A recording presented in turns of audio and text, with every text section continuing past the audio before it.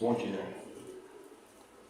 Hoje então nós vamos dar início à nossa quarta aula do discipulado na Caserna, né, que é o material aí que nós estamos criando juntamente com os senhores. Então, não há nenhum problema fazer perguntas, não há nenhum problema depois a gente dialogar sobre as questões, né? Pelo contrário, as questões são importantíssimas para que o nosso conhecimento seja aprofundado. Então, não se sintam receosos, né? Pode se sentir em qualquer âmbito da caserna, menos diante do capelão, né? Pode perguntar sem nenhum problema, que isso não é ruim. Pelo contrário, a expressão da fé muitas vezes está nas questões existenciais que nós fazemos. Bom, então na primeira aula falamos sobre religião, falamos que religião é religar aquilo que está desligado, que nós estamos desligados de Deus, que nós não podemos nos ligar a Deus, porque nós somos finitos, sujeitos à morte, sujeitos ao pecado, ao erro, e que só é possível esse religar se Deus tomar a iniciativa de vir até nós. E a melhor e mais, do ponto de vista do conhecimento, a maneira mais amorosa e melhor que Deus poderia ter para se revelar a nós era se tornando como nós. E Deus se fez como nós, segundo a Bíblia, tornando-se homem em Jesus Cristo. Portanto, eu vou partir desse pressuposto em todas as aulas. Religião é Jesus Cristo. Religião não é batista, não é metodista, não é católico, não é espírita. Religião é somente Jesus Cristo. Na segunda aula falamos sobre a Bíblia como palavra de Deus e dissemos que a Bíblia é a palavra de Deus, mas para que venhamos a conhecer a verdadeira palavra de Deus, não basta somente ler as Escrituras, mas nós precisamos de um toque do Espírito Santo de Deus que nos leva a Jesus Cristo e que por sua vez nos leva ao Pai. Portanto, o conhecimento de Deus na Bíblia se dá também de maneira trinitária, né? Nós precisamos do Pai, do Filho e do Espírito para a compreensão das Escrituras. Dissemos que para conhecer a Bíblia nós precisamos encontrar Jesus na primeira e última página dela, a despeito do fato de que Jesus só aparece no Novo Testamento, mas há uma série de coisas no Antigo que apontam para ele. Portanto, a história bíblica ela é toda estruturada, muito embora a Bíblia é o livro mais antigo que existe. Então, com tanto tempo de história, os autores conseguiram essa coerência que nós queremos baseado na inspiração, na presença do Espírito Santo de Deus. Para ter ideia do futuro da história, somente Deus poderia ter inspirado esses autores. Terceira aula nós falamos sobre a natureza de Deus. Dissemos que Deus é Pai, Filho e Espírito, segundo as Escrituras, porque o Jesus revela o Pai, né? Ele tem digamos assim, o DNA do Pai, ele é o Filho do Pai. Portanto, ele também tem a sua natureza divina. E o Espírito Santo provém do Pai e do Filho. Portanto, cremos na Trindade. A Trindade é um ponto comum entre os cristãos, né? Tradicionalmente. Foi uma doutrina formulada por Tertuliano, muito embora ela tenha sérias bases e fundamentos bíblicos, né? Não como Trindade, com esse nome, mas tem muitos fundamentos bíblicos que Deus, Jesus é Deus, o Espírito Santo é Deus, e assim por diante. Dissemos também que os atributos de Deus causam problemas filosóficos, né? Essa foi a parte aí mais controversa da aula, né? Os atributos de Deus são onipotência, onipresença, onisciência, benevolência. Eu estou só fazendo um resumão, né? Esses atributos causam problemas, porque se nós pensássemos na onipotência, podemos pensar naquele paradoxo da pedra que já falamos. Deus pode criar uma pedra tão pesada que nem ele possa levantar. Dissemos que a resposta não é problemática para Deus, tendo em vista que tudo que Deus cria é criatura, e portanto está subordinado, é inferior ao Criador. O limite de sua onipotência é ele mesmo, então não há problema. Falamos também sobre o paradoxo da onisciência de Deus, e dissemos que mesmo não refletindo sobre isso, a pergunta pela existência do futuro é paradoxal. Uma vez que futuro é aquilo que não existe, como é que nós podemos conhecer algo que não existe? E a pergunta, Deus pode conhecer o futuro, seria semelhante à ideia de Deus conhece os fantasmas, né? E o futuro ainda não existe para nós. No entanto, dissemos que biblicamente o futuro existe para Deus, na forma de promessas. Não sabemos como Deus conhece o futuro. Ele não é que nem aquele filme De Volta para o Futuro, que ele vai lá no futuro, vê o que acontece, volta no passado e vira um vidente. Deus é muito além disso, né? Isso aí é coisa da Grécia Antiga. A Grécia tinha a ideia de as divindades, né? Destino e sorte. A roda da fortuna para os gregos eram duas deusas, a deusa da sorte e a deusa do destino. Mas nós não cremos nisso, né? O destino pertence a Deus, o futuro pertence a Deus. Deus é que comanda tudo, né? Nada sai debaixo da sua cobertura, debaixo do seu poder. não entendemos também como se dá o futuro. Portanto, qualquer tipo de teorização sobre o futuro é uma teorização humana e não teologia. É por isso que nós não vamos entrar em debates de predestinação, livre-arbítrio ou pré-ciência, porque isso não convém num ambiente, até porque cada um pode crer da maneira que quiser aqui, mas se nós pensarmos que o futuro é algo que pertence a Deus, dá para ser de qualquer lado, né? Deus é que está no controle do futuro, e para nós o futuro significa somente esperança, né? Esperança do cumprimento da promessa de Deus. Isso justifica porque na Bíblia todos aqueles homens falaram para que se cumprisse o que estava escrito nas Escrituras, ou seja, a esperança escatológica. O que é a esperança escatológica? Escatom significa fim. A esperança escatológica é a esperança do fim que Deus vai dar à situação de Israel. Depois a esperança escatológica de Israel, agora se os irmãos não souberem sobre isso a gente pode conversar depois. Depois ela vai para os cristãos, essa esperança escatológica, a esperança do fim, do nosso fim, do fim da nossa vida, do fim da nossa história, do fim do mundo, do fim da existência. Então isso pertence a Deus, só podemos conhecer o que Ele revelou. E o que ainda está misterioso, quem somos nós para tentar descobrir esse mistério sem a presença do Espírito Santo de Deus? Então, é sempre um risco tentar interpretar o Apocalipse e querer dizer o que é cada um dos elementos simbólicos do Apocalipse. Sempre a gente vai para o barro quando tenta decodificar o Apocalipse. Tomem muito cuidado com isso. Mas enfim, a ideia é partir da simplicidade de Cristo, embora complexo, né? A gente quer alcançar a simplicidade de Cristo. Então hoje nós vamos falar sobre a criação de Deus. Um outro atributo de Deus, para dar início nessa quarta aula, o outro atributo de Deus é Deus como Criador. Então Deus é Criador.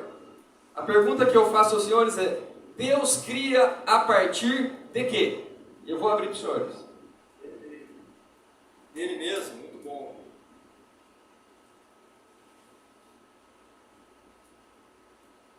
O que os senhores acham?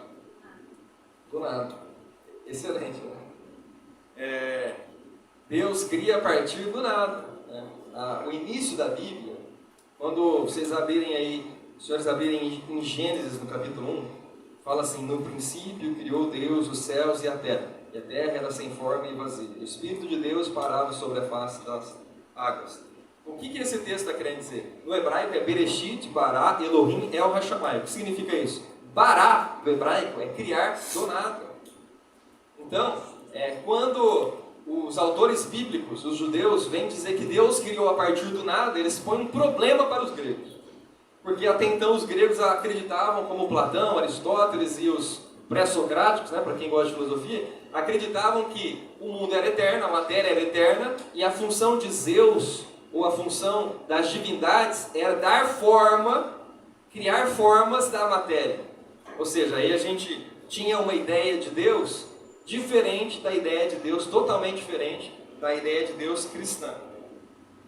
Eles acreditavam no demiurgo. Demiurgo é uma divindade que faz as coisas materiais, que das formas do pensamento faz as coisas materiais. É assim que Platão acreditava. Mas nós não acreditamos em demiurgo, nós acreditamos em Deus. E Deus é criador dos céus e da terra. Portanto, é possível para Deus criar a partir do nada. E é justamente nisso que consiste o ato de criação de Deus. Deus não precisa se submeter lá, né, a afirmação do Lavoisier: na natureza nada se cria, nada se perde, tudo se transforma. Não, Deus não. Deus cria, Ele é criador. Nós não criamos. Deus cria a partir do nada. Então, no princípio, criou Deus o céu e a terra. Deus criou, inclusive, o tempo. Ele não está submetido ao tempo. Pode parecer besteira, né? Mas esse é um tema teológico muito importante. Os cristãos antigos chamam de creatio ex nihilo. Significa criar a partir do nada. Isso é uma coisa que a gente quase não discute, porque já está mais ou menos estabelecido no nosso pensamento. Mas aqueles que pensam que Deus é uma energia, que Deus é uma essência do universo, de alguma maneira estão coisificando Deus, tornando Deus algo condicionado, algo sujeito à nossa existência. Por isso é necessário dizer que Deus é o Criador, Ele está para além da sua criação. A criação, embora ela revele, né, olhando para a criação nós podemos falar sobre Deus, ainda assim, a natureza de Deus é impossível ao nosso conhecimento. Se não fosse por Jesus Cristo, não conheceríamos absolutamente nada do Pai. Ninguém jamais viu o Pai, a não ser o Filho, diz a Bíblia. Outra pergunta que eu queria fazer para os senhores é: quem estava presente na criação? Eu acho que isso é o que nos diferencia dos muçulmanos. Jesus. Quem mais? Espírito Santo. Então, eu não li o texto de Gênesis capítulo 1, depois os senhores leem, né? Os senhores já conhecem, eu creio. Se não conhecem, procurem ler, porque senão a gente ia gastar muito tempo na leitura do texto, a gente está com pouco tempo. Mas está todo baseado em Gênesis 1, Gênesis 2 e João capítulo 1, tá? Essa aula. Quem estava presente na criação? O Pai, o Filho e o Espírito. No princípio criou Deus os céus e a terra era sem forma e vazia, e o Espírito pairava sobre a face das águas. Cada um já estava ali fazendo, participando do ato de criação. A Bíblia fala que Jesus, no princípio era o Verbo estava com Deus, o Verbo era Deus, né? E todas as coisas foram feitas por intermédio dele, e sem ele, nada do que foi feito se fez. Portanto, Jesus estava presente. Isso nos diferencia da lógica muçulmana, embora nós respeitamos, né? Quem somos nós para dizer que eles estão errados? Mas, segundo as Escrituras, de acordo com o que Deus nos revelou por meio dos seus profetas, Deus é Pai, Filho e Espírito Santo, e o Pai, o Filho e o Espírito Santo estavam presentes no ato de criação de Deus. Né? Porque os muçulmanos acreditam que Deus não é Pai, Filho e Espírito Santo. Portanto, antes da fundação do mundo, o que Deus estava fazendo? Nada. Ele estava ocioso, né? Mas se a gente parte do pressuposto que antes da fundação do mundo Deus estava ocioso, nós temos em mente que o ideal, né?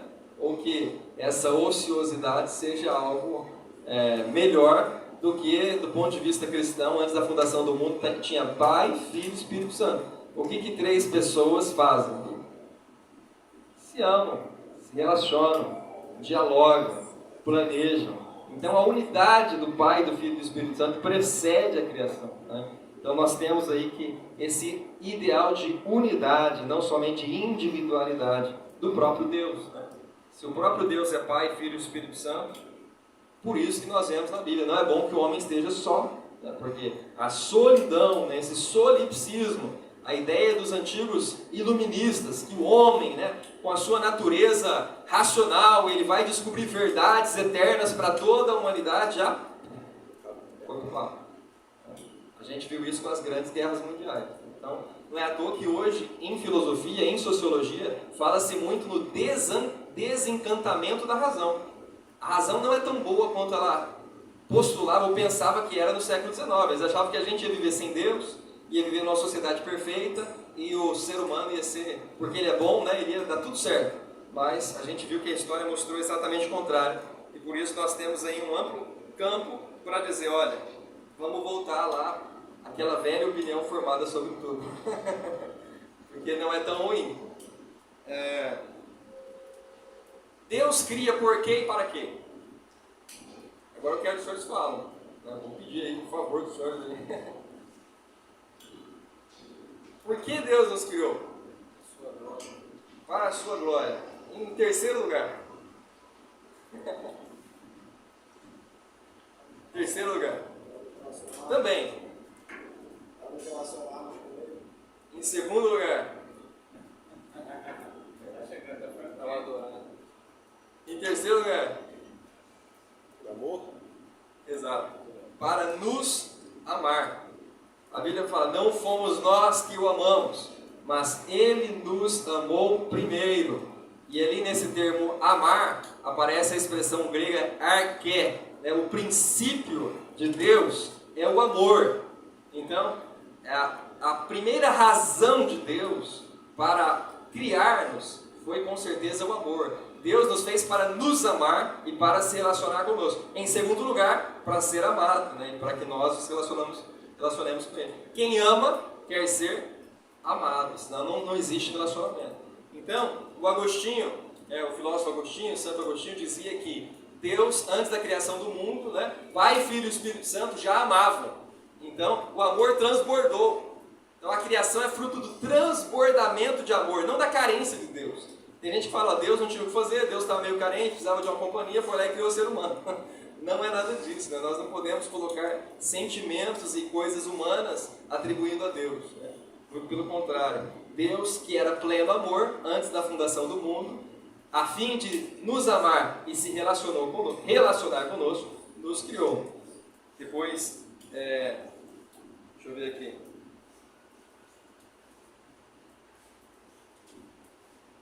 É bom sempre dar as bases bíblicas, né? Mas eu mando para os senhores esse versículo que fala que Ele nos amou primeiro. Se alguém souber aí, já nos ajuda muito, porque não estou encontrando aqui. Não fomos nós que o amamos, mas Ele nos amou primeiro. O Google resolve isso aí em 2 minutos.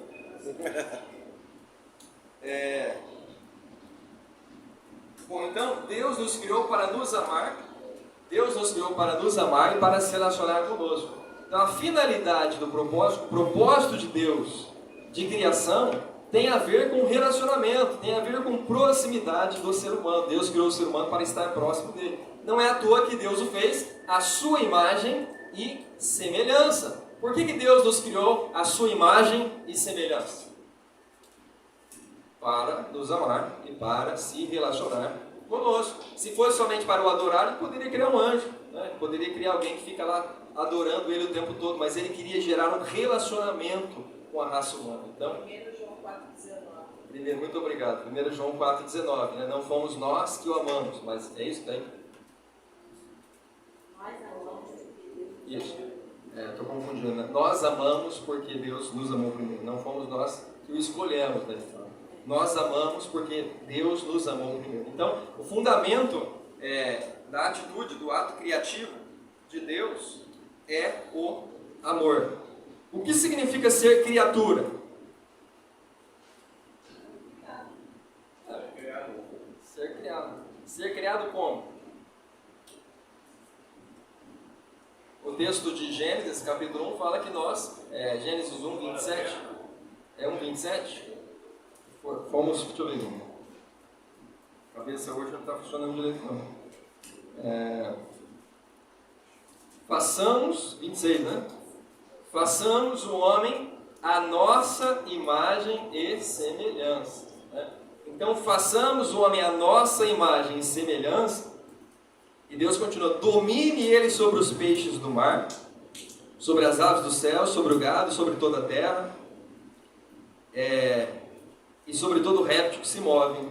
E Deus criou o homem à sua imagem, a imagem de Deus o criou, homem e mulher os criou. E os abençoou e lhes disse: frutificai e multiplicai-vos, enchei a terra e sujeitai-a. Dominai sobre todos os peixes do mar, as aves do céu e sobre todo animal que se move sobre a terra. Então, em Gênesis 1, Deus dá a seguinte missão, já de início para o ser humano, né? Frutificai e multiplicai, enchei a terra e dominai. Ou seja, o homem que foi feito à imagem e semelhança de Deus, espera-se dele frutos. Espera-se dele, é óbvio que Deus está falando no sentido de procriação, mas também podemos trazer para o sentido de fruto espiritual, né? No sentido de produzir fruto do Espírito, como o apóstolo Paulo fala em Gálatas 5:22. Frutificar e multiplicar tem a ver com o propósito de Deus para a humanidade. E o ser humano, foi dado ao ser humano domínio sobre a terra. O ser humano, por ser criado à imagem de Deus, ele tinha duas características de Deus básicas: o amor e a autoridade. Né? E as duas estavam unidas. Aí o pecado, o que faz? Ele põe uma perversão, né? Separa o amor da autoridade. Aí vira autoritarismo e o amor vira paixão. E a gente esquece aquilo que estava na natureza de Deus. Deus, ele ama e Deus tem autoridade. Nós vamos falar sobre isso hoje, mas tem a aula sobre o pecado que nós vamos falar sobre os argumentos que Satanás utiliza para convencer o ser humano. Então, voltando aqui, deixa eu ver como é que está o tempo. Então, ser criatura significa participar do amor de Deus, participar da graça de Deus.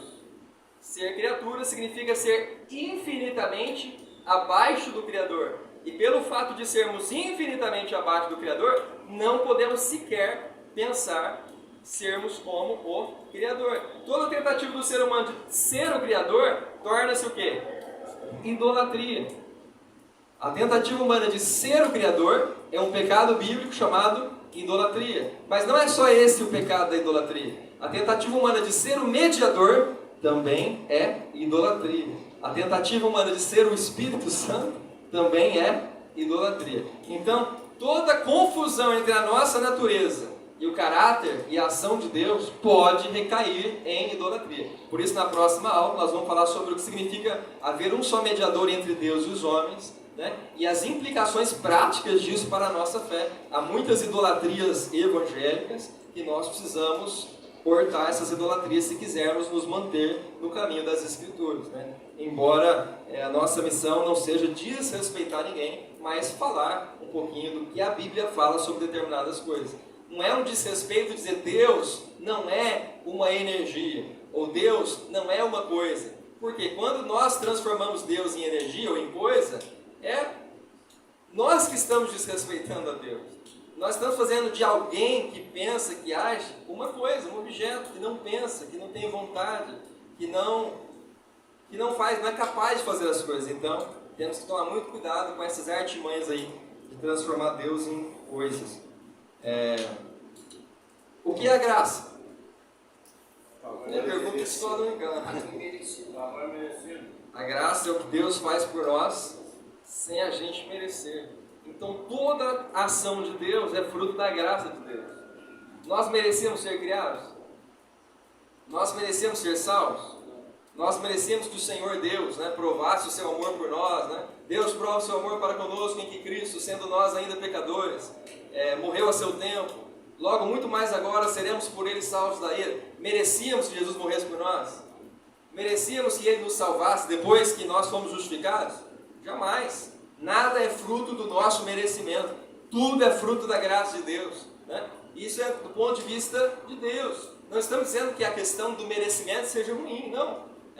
Na lógica humana ela é boa, nós somos militares e acreditamos nisso, isso é importante para a educação. Eu estou dizendo que do ponto de vista de Deus, nós não somos capazes de merecer algo de Deus, porque nós somos o vaso e Deus é o oleiro, né? Quem somos nós para acharmos que alguma obra nossa pode causar em Deus alguma surpresa?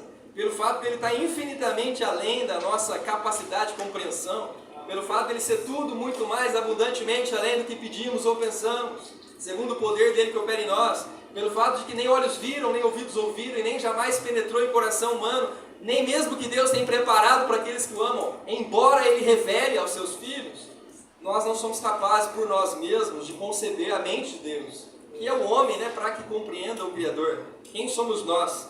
Portanto, é necessário que postulemos, que pensemos que tudo vem da graça de Deus, tudo vem do amor de Deus, tudo é fruto da misericórdia de Deus. Nós temos que pensar a criação do mundo não como Deus criando a pessoa somente para que ela o adore ou somente para ser servo. É verdade que somos servos de Deus, mas antes de sermos servos, somos filhos de Deus.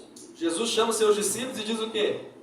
Eu não vos chamo servos, porque o servo não conhece o seu Senhor, mas eu vos chamo de amigo, porque eu compartilho com vocês, eu me relaciono com vocês, eu sou acessível a vocês. É isso Jesus falando para os seus discípulos. No nosso caso, é a mesma coisa. Os senhores não podem pensar que Deus apenas quer o nosso serviço e não o nosso amor, a nossa adoração, o relacionamento com Ele. Não adianta nada nós fazermos muitas coisas sem estarmos ligados na presença de Deus e do Espírito Santo de Deus. É necessário que nós reconheçamos que nós nada somos.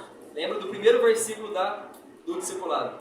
Tende em vós o mesmo sentimento que houve em Cristo Jesus, que subsistindo em forma de Deus, não teve por usurpação ser igual a Deus, mas a si mesmo se esvaziou. A palavrinha grega aí é kenosis, esvaziamento. Deus se humilhou, tornando-se igual a nós, vindo como nós. Portanto, nós temos o dever também de fazer o mesmo, né? De imitar aí aquilo que Deus fez por nós. Por fim, nós vemos aí, no ato de criação de Deus, Deus mandou frutificai, multiplicai, dominai, e no capítulo 2, Deus fala que não havia homem para lavrar a terra, e Deus fez o homem do pó da terra, ou seja, com a missão de lavrar a terra, cuidar da terra. Então nós não somente temos que dominar a terra, não somente temos que frutificar, mas nós temos o dever de cuidar das coisas que Deus colocou em nossas mãos. É por isso que Jesus fala assim, olha, quando eu vier, será que eu encontrarei vocês espancando os seus servos? Como é que eu vou encontrar o ser humano? Não, nós temos que aprender a cuidar, a amar as pessoas, a nos relacionar com elas. Do ponto de vista militar, isso tem a ver com o nosso juramento, tratar com bondade o subordinado. Deus nos trata com bondade. Tratar com bondade o subordinado. Respeitar o superior hierárquico. Por fim, a gente vê lições aí na criação. Nada existe sem a palavra de Deus. E a palavra de Deus, na Bíblia, o Logos de Deus, é Jesus Cristo.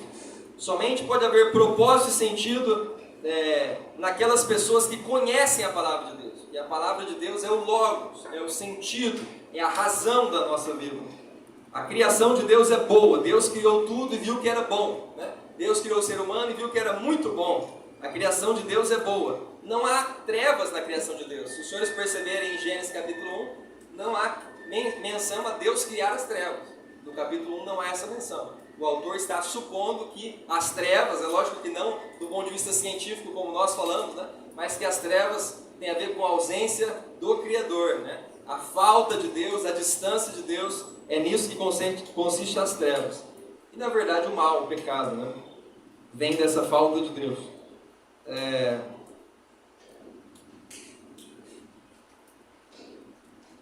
Então nós temos aqui Deus Pai, Filho e Espírito Santo estavam no princípio em relacionamento.